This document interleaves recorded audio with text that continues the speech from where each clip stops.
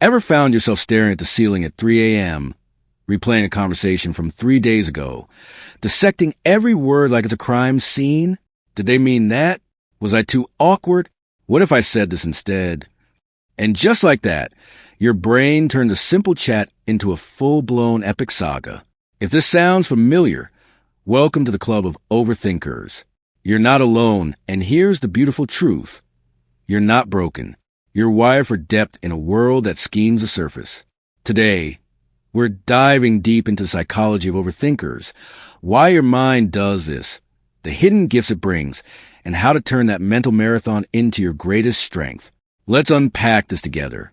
Because if you're an overthinker, this video is your validation station. Picture this. You're at a coffee shop, ordering your usual latte, and the barista gives you a slightly shorter smile than usual. Most people, they sip and forget. But you, your brain hits replay. Was it something I said? Do I look tired? Is my order annoying? Before you know it, you're spiraling into a mental vortex, analyzing angles you didn't even know existed. This is a hallmark of overthinking, rumination, they call it in psychology. It's like your mind is a DJ remixing the same track on loop, adding layers of what-ifs and should-haves. Why does this happen? Overthinkers often have a heightened sensitivity to social cues and potential threats. It's evolutionary. Back in caveman days, spotting danger in a subtle glance could save your life. But in modern times, it turns everyday interactions into high-stakes puzzles. Ever felt like your thoughts are a tangled ball of yarn, and pulling one thread unravels 10 more? That's the overthinker's brain at work. It's not laziness or drama. It's a hypervigilant system scanning for patterns. And let me tell you, you're not weird for this. You're a detective in a world of skimmers. Studies from psychologists like Susan Nolan-Hoeksema show that rumination is linked to deeper emotional processing. It's your way of making sense of chaos. But here's what nobody tells you. This loop isn't a curse. It's the first clue to your superpower. Let's geek out on the brain stuff, because understanding the wiring makes it less scary. Your prefrontal cortex, that frontal lobe boss responsible for planning and decision-making, is on overdrive in overthinkers. It's like having a supercomputer that's always running simulations.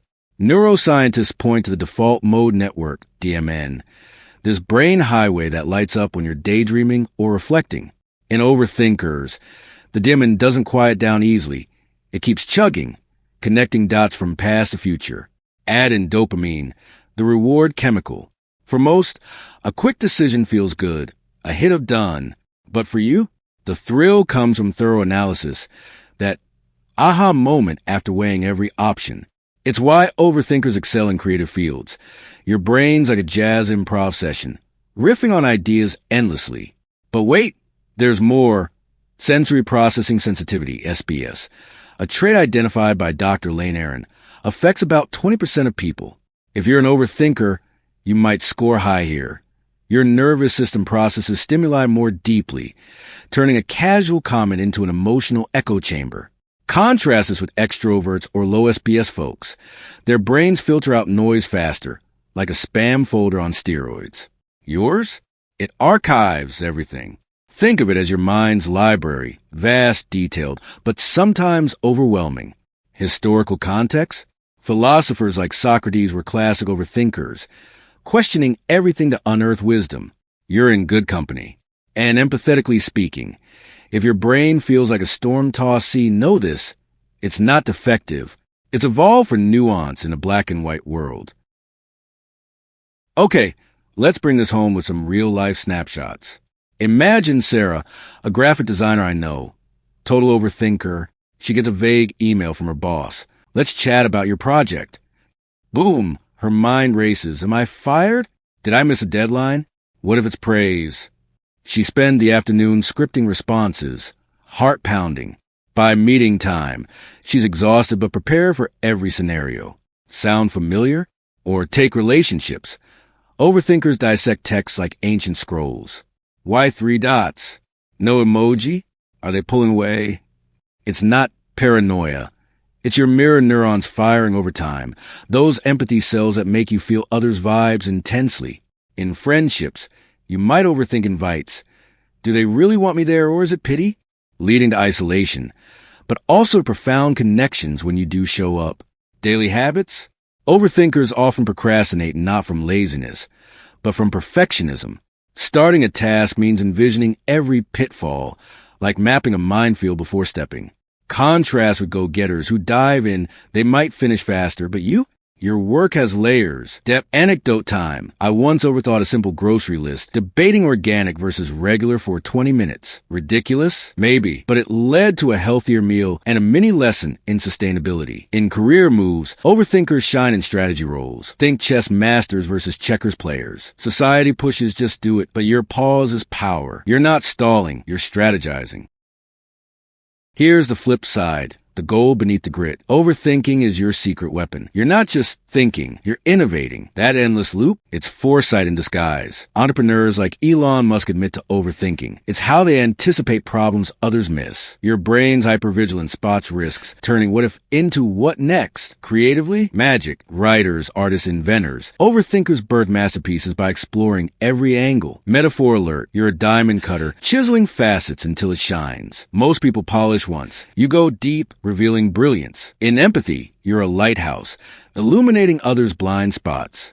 Post-traumatic growth? Overthinkers often emerge stronger from setbacks, having analyzed them to death. Pop-psych nod. High IQ correlates with overthinking. Your mind's complexity demands more processing. Superpower examples. In negotiations, you read subtext like a pro. Parenting? You anticipate kids' needs intuitively. Even in hobbies, gardening, say, you overthink soil pH, yielding bountiful harvests. You're not damaged. You're a survival genius, an evolutionary masterpiece. Embrace it. That flaw has saved you from bad decisions more times than you know.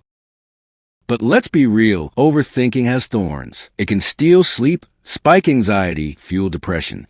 Rumination loops trap you in negativity, like a hamster wheel powered by cortisol, that stress hormone flooding your system. Neuroscience shows chronic overthinking shrinks the hippocampus, messing with memory and mood.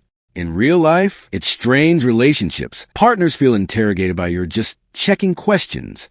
Isolation creeps in, crowds overwhelm because your brain processes every face, every noise. Shadow anecdote. A friend overthought a promotion so much, she talked herself out of applying. Regret hit hard. Society's hustle culture amplifies this. Think less, do more. But that ignores your wiring. You're not boring or weak for this pain. It's the cost of depth. Acknowledging shadows isn't defeat. It's the path to balance. Tools like mindfulness, focusing on breath to quiet the DMN can help. Journaling? Turn rumination into reflection. You're human, and this shadow doesn't dim your light. It adds contrast. Society? It worships speed, quick decisions, bold actions, fail fast. Overthinkers get labeled indecisive, anxious, even neurotic. Pop culture mocks us, the worrier in rom-coms, always a sidekick. But here's the truth. In a world of shallow scrolls and instant gratification, your depth is revolutionary. Historical twist. Thinkers like Einstein were dismissed as dreamers until their overthought theories changed everything. Contrast with extrovert bias. Outgoing types dominate boardrooms, but overthinkers drive innovation behind scenes. Media pushes positive thinking only, ignoring that healthy rumination builds resilience. You're not antisocial. You're selectively deep. Society gets it wrong because it fears stillness. Your pause threatens a rush. But you're the quiet storm, proving depth wins marathons while speed sprints. And now, the poetic close. Imagine your mind as an ancient oak, roots delving deep, branches reaching wide. Overthinking isn't a weed to pull. It's a soil nourishing growth.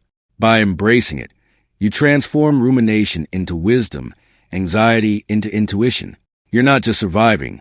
You're thriving as a chess master of your life, anticipating moves others miss. You're a lighthouse in foggy seas, guiding yourself and others with that inner glow. Not broken, but beautifully complex. An evolutionary gem in a pebble world. The beautiful outcome? Deeper joy, authentic connections, creations that echo. You've always been this. Now own it.